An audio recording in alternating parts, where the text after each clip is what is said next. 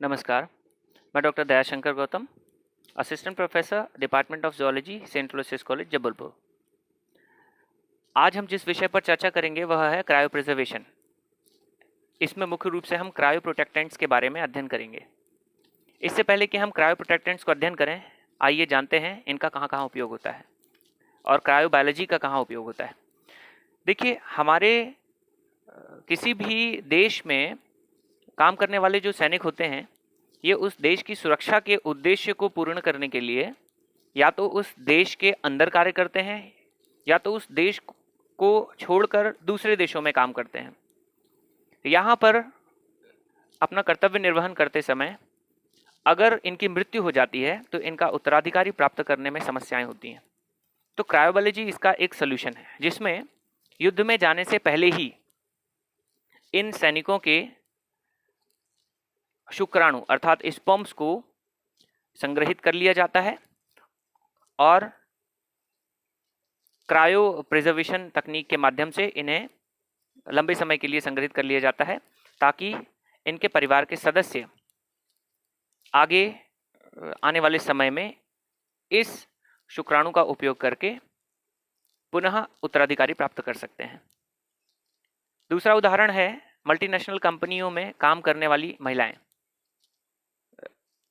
ये पाया गया है कि जब महिलाएं अपनी युवावस्था में ही गर्भधारण कर लेती हैं, तो उनकी कार्य करने की क्षमता कम होने लगती है उस दौरान।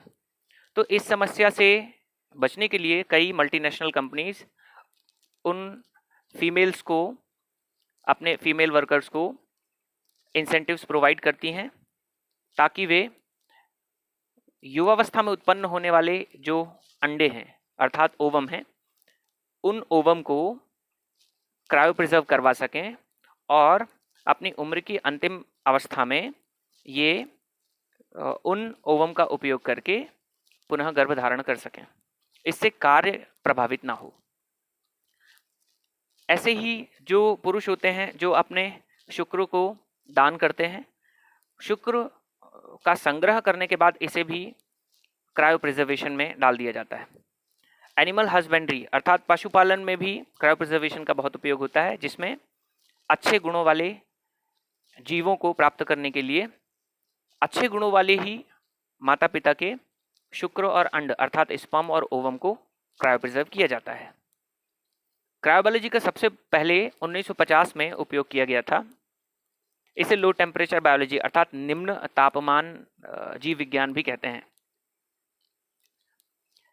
इसमें -196 डिग्री सेल्सियस ऋण 196 डिग्री सेल्सियस तापमान में, या जिसे फ़ारेनहीट में ऋण 321 डिग्री फ़ारेनहीट कहा जाता है, -321 डिग्री फ़ारेनहीट, इतने तापमान पर कोशिकाओं को या ऊतकों को लिक्विड नाइट्रोजन में रखा जाता है।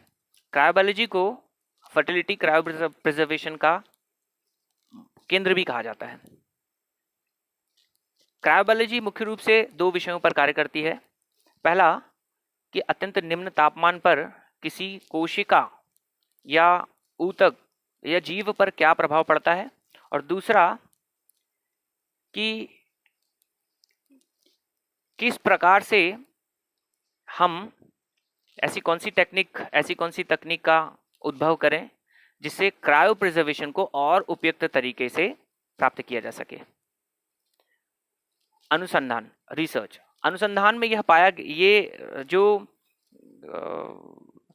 अत्यंत निम्न तापमान में कोशिकाओं को रखने में जिन कारणों से उसमें कोशिका की मृत्यु होती है, उन कारणों को प्राप्त कर लिया गया है और नई ऐसी तकनीकों का उद्भव किया गया है जिससे कोशिका को अगर अत्यंत निम्न तापमान में रखा जाए तो उनकी मृत्यु ना हो और उनमें जीवन क्षमता बनी रहे। तो इन तकनीकों का उपयोग करके अब हम सक्षम हो चुके हैं लंबे समय तक जीवित कोशिकाओं और ऊतकों को संग्रह करके रखने के लिए।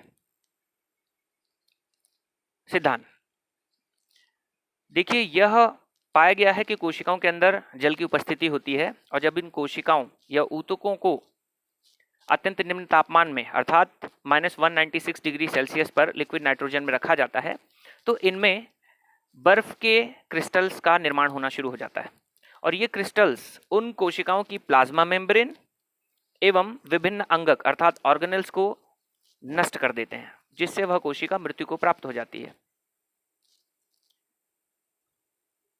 इस समस्या से बचने के लिए कुछ पदार्थों का, कुछ रसायनों का उपयोग किया जाता है जिन्हें क्रायोप्रोटेक्टेंट्स कहते हैं। ये क्रायोप्रोटेक्टेंट्स फ्रीजिंग पॉइंट को लोअर कर देते हैं अर्थात निम्न कर देते हैं, जिससे उन कोशिकाओं में आइस क्रिस्टल अर्थात बर्फ के क्रिस्टल्स का निर्माण नहीं होता है, जिससे वह कोशिका लंबे समय तक के लिए जीवित रह सकती है।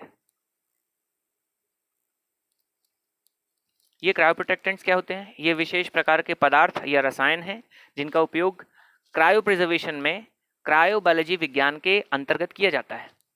इनमें से कुछ उदाहरण दिए हुए हैं, जैसे ग्लिसरॉल, जिसे ग्लिसरीन भी कहते हैं, दूसरा है डाइमेथाइल सल्फॉक्साइड, तीसरा है इथिलीन ग्लाइकॉल, एक और है प्रोपिलीन ग्लाइकॉल जिसे डो फ्रॉस्ट भी कहा जाता है।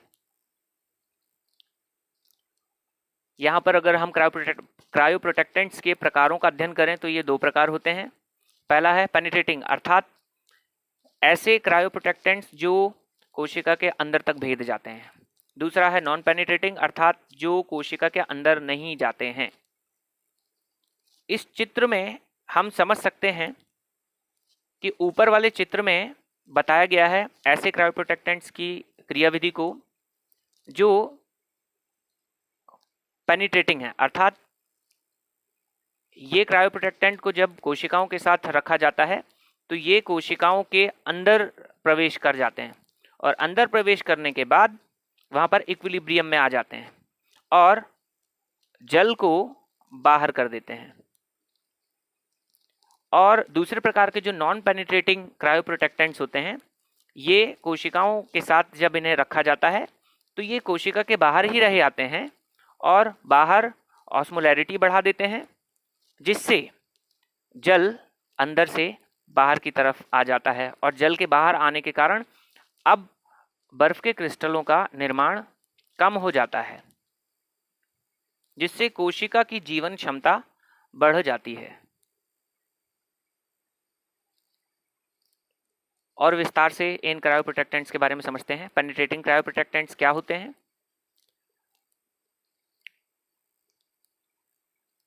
ये पेनिट्रेटिंग क्रायोप्रोटेक्टेंट्स आकार में छोटे होते हैं और ये ऐसे केमिकल कंपाउंड्स हैं जो आसानी से कोशिका के अंदर प्रवेश कर जाते हैं क्योंकि इनका आकार बहुत छोटा होता है। ये नॉन आयनिक होते हैं और इनकी अत्यंत निम्न तापमान में जल में घुलने की क्षमता उच्च होती है। ये किस प्रकार से कार्य करते हैं? ये कोशिका के बाहर ऑस्मोलैरिटी को बढ़ा देते हैं। इनका काम करने का तरीका कैसा होता है देखते हैं। ये केमिकल्स अर्थात ये रसायन कोशिका के अंदर चले जाते हैं भेद कर और अंदर जाकर साम्यावस्था में आ जाते हैं, फिर अंदर के पानी को बाहर कर देते हैं, जिससे ओवरहाइड्रेशन भी ना हो और ऐसा होने से कोशिका के अंदर बनने वाले बर्फ के क्रिस्टल्स का निर्माण कम होने लगता है, जिससे कोशिका को होने वाला नुकसान कम होता है और उसकी जीवन की क्षमता बढ़ जाती है। ये कुछ उदाहरण हैं जो पेनिट्रेटिंग क्रायोप्रोटेक्टेंट्स के हैं, जैसे dimethyl sulfoxide, glycerol, ethylene glycol, propylene glycol. Non penetrating cryoprotectants ये दो प्रकार से कार्य करते हैं। पहला एक्स्ट्रा सेलुलर अर्थात कोशिका के बाहर ऑस्मोलैरिटी को बढ़ाकर, और दूसरा कोशिका के अंदर आइस को अर्थात बर्फ को एमॉर्फस स्टेट में रखकर, एमॉर्फस अर्थात अनाकार जिसमें कोई आकार ना हो ताकि क्रिस्टल ना बन पाए। तो पहली क्रियाविधि में यह देखा गया है कि क्योंकि ये लॉन्ग चेन पॉलीमर होते हैं, लंबी चेन वाले, लंबी श्रृंखला वाले पॉलीमर्स होते हैं, बहुलक होते हैं, इसलिए ये कोशिका के अंदर नहीं जा पाते हैं, इनका विसरण नहीं हो पाता है, जिससे ये बाहर ही रहे आते हैं और बाहर ऑस्मोलैरिटी को बढ़ा देते हैं, जिससे पानी बाहर की तरफ आ जाता है, कोशिका के अंदर का पानी बाहर आ जाता है और कोशिका के अंदर आइस क्रिस्टल फॉर्मेशन कम हो जाता है। और दूसरी प्रक्रिया में ये कोशिका की प्लाज्मा मेम्ब्रेन पर ही आकर स्थित हो जाते हैं, जिसके कारण जो जल है वह किसी विशेष आकार को प्राप्त नहीं होता है और कोशिका की जीवन क्षमता बढ़ जाती है। इसके कुछ उदाहरण निम्नानुसार हैं। मोनोसैकेराइड्स, ग्लूकोज, गैलेक्टोज, अरेबिनोज, इनका उपयोग किया जाता है। डाइसैकेराइड्स में सुक्रोज, लैक्टोज और माल्टोज का उपयोग किया जाता है। पॉलीसैकेराइड्स में रैफिनोज और डेक्सट्रान का उपयोग किया जाता है। ये रेफरेंस है जिस किताब का उपयोग करके इस प्रेजेंटेशन को बनाया गया है। आपका बहुत बहुत धन्यवाद यह वीडियो देखने के लिए। नमस्कार।